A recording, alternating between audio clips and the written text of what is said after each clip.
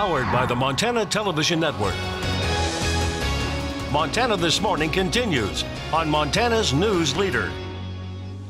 A new presidential cabinet shakeup. I'm Laura Podesta. I'll tell you about the latest involving the Chief of Homeland Security. And the first big wildfire of the season almost forces evacuations in Lame Deer. What it looked like and what officials are saying about it coming up. Wow, that looks kind of scary footage right there. And it's April. Oh boy, just getting started. Our top story for you here. Kirstjen Nielsen is out as Secretary of Homeland Security. She delivered her resignation to the president at the White House on Sunday. As CBS News' Laura Podesta reports, the news comes after a tumultuous tenure atop the government's agency tasked with enforcing immigration laws. President Trump on Twitter confirmed a shuffle at Homeland Security. He thanked Secretary Kirstjen Nielsen for her service and named Kevin McAleenan, the U.S. Customs and Border Protection Commissioner, her temporary replacement.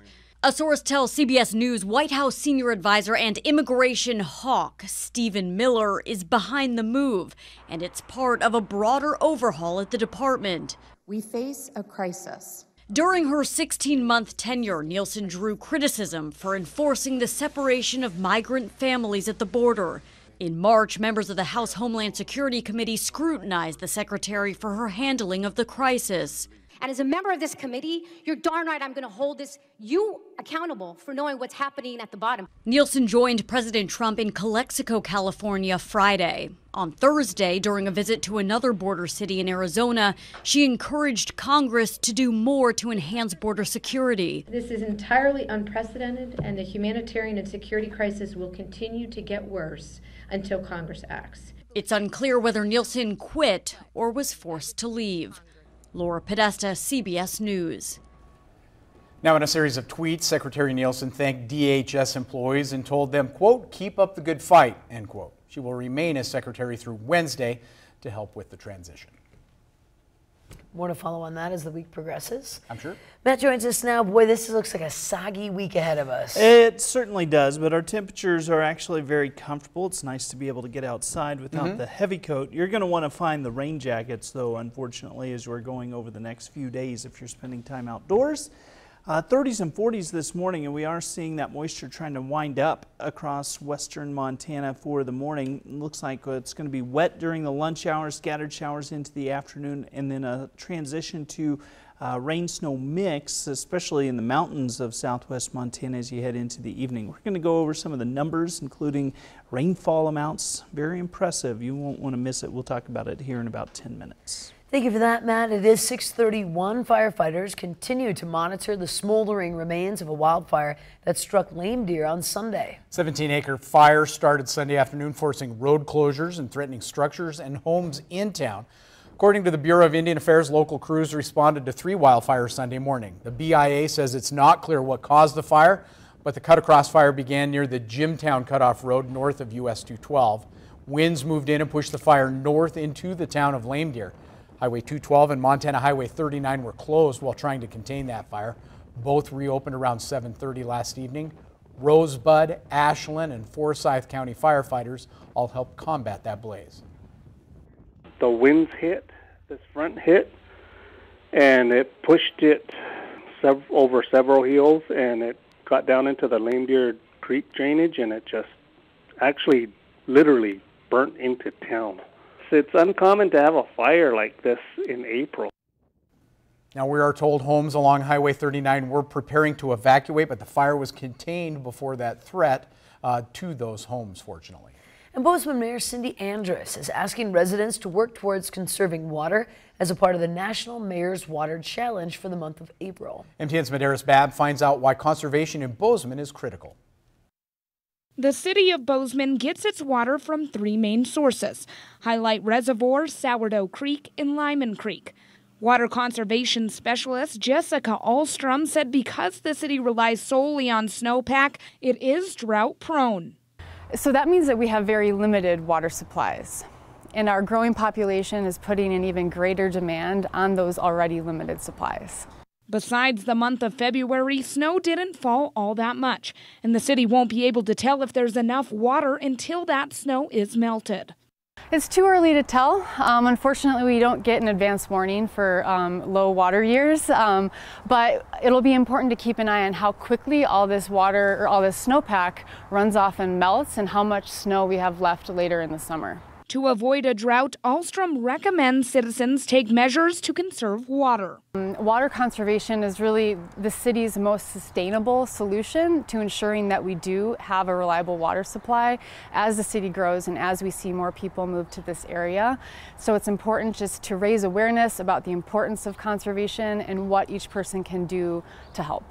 That includes installing a new water head, lowering the amount of time you water your lawn, and turning off the faucet when brushing your teeth. In Bozeman, Medeiros Babb, MTN News. And a new name has been added to the Medal of Honor recipients at the Montana Veterans Memorial. Staff Sergeant Travis Atkins was honored on Saturday with a brief ceremony at the memorial in Great Falls. Atkins was awarded the Medal of Honor by President Trump recently on March 27th. He received the award for his actions on June 1st, 2007 in Iraq, when he used his body to shield fellow soldiers from an explosive.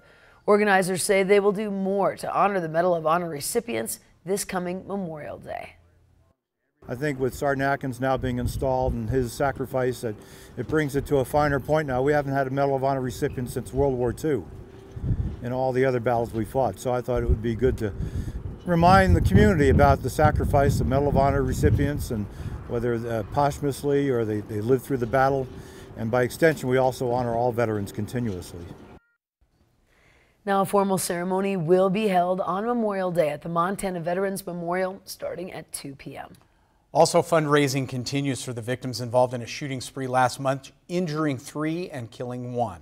Exit 96 Shine Truck and RV Wash volunteers were not letting the weather get in the way of continuing the cause of helping Montana Highway Patrol Trooper Wade Palmer, Casey and Julie Blanchard, along with the family of Shelly Hayes, the man who was killed in that incident.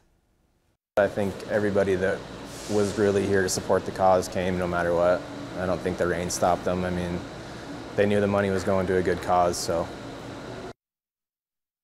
The group was able to raise an estimate of about $5,000 just off that wash alone. This does not include the raffle or the product sales from the day. Schramm says the trucking industry is a valuable contributor. Also, Butte Central High School's principal will be staying on a little longer than expected. J.P. Williams, who took over this last year as principal, signed a 1-year contract for the 2018-2019 school year. Don Peoples is the president of the Butte Central Schools and says he's happy to announce that Williams has signed on for another 1-year contract and will be principal for this upcoming school year. And there is just 1 week left to file for your income tax returns. MTN's Jonathan Ambarian takes a look at how the state is gearing up for the last day of tax season and what last-minute help is available for those who still haven't filed. The first weeks of April are among the busiest times of year at the Montana Department of Revenue's processing facility in downtown Helena. Yes, the Department of Revenue is hard at work processing tax returns, sending out refunds. We're sending out thousands and thousands of refunds every day. The department hires about 80 temporary staff to assist during tax season. They've already received more than 300,000 returns this year and sent out 226,000 refunds. Though 90% of returns are now filed electronically, there are still plenty of physical returns to process. It's better for speed, security, for people to file electronically, but as you saw, there's still a whole lot of mail returns coming in, and we're opening them, scanning them, keying in the data as we speak. The department also knows many Montanans still have to file over the next week. There's still time, and there is still help available, free or at low cost to a lot of people around the state. In Helena, United Way of the Lewis and Clark area is part of a free tax help coalition. Several organizations will offer walk-in tax help clinics over the last week of tax season. The United Way also partners with H&R Block on a free online filing tool for people who are eligible. We do a lot of direction to help folks make sure that they're getting where they need to be in order to take advantage of those opportunities. The Department of Revenue also supports a site listing free tax help options. But leaders say you shouldn't wait too long to access them. But we really recommend you don't wait to the last minute. The help that's available will be harder and harder to find on that last day. In Helena, Jonathan Ambarian, MTN News. Now you can find links to tax help resources that are available in your area by going over to our websites. Always a helpful tip. April 15th. Oh boy. From today. Oh boy.